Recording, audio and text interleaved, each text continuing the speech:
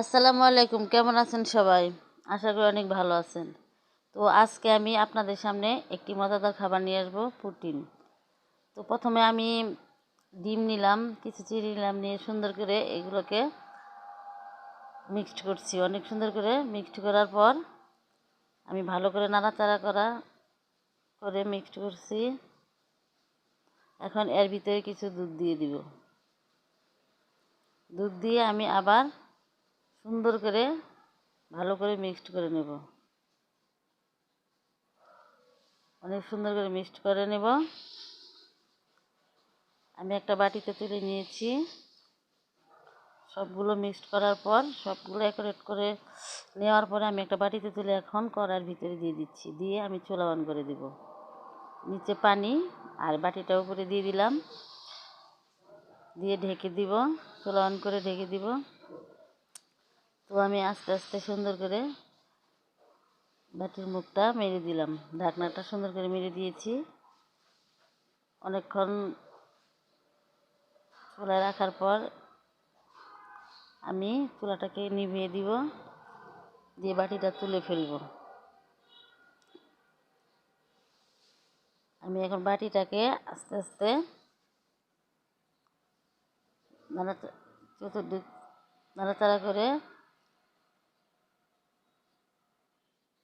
পুটিনটা একটু টেস্ট করে নেব, দেখব ঠিক হয়েছে কিনা, পুটিনটা হয়েছে কিনা। এবার আমি সুন্দর করে ফ্রিজে রেখে দেব। 2-3 ঘন্টা পর আবার বের করে পুটিনটাকে একটা প্লেটে ঢালবো। তো আমি একটা প্লেট নিয়ে নিলাম। এখন এই বাটিটা আনবো, সাইড দিয়ে কেটে নেব যাতে ঢালা সহজ হয়।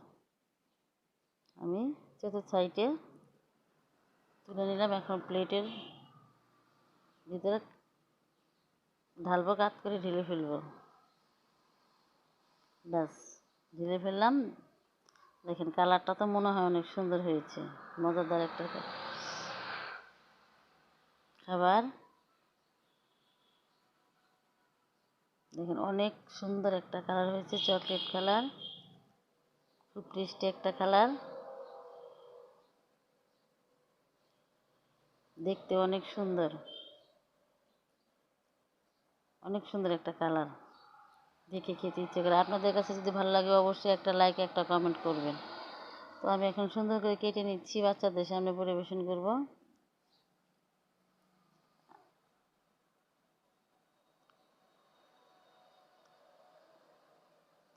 খুব টেস্টি, দেখেই তো খেতে ইচ্ছে করতেছে। আমার মেয়ে এবং ভাস্তি খেতে অনেক পছন্দ করে, তাদের ফেভারিট খাবার।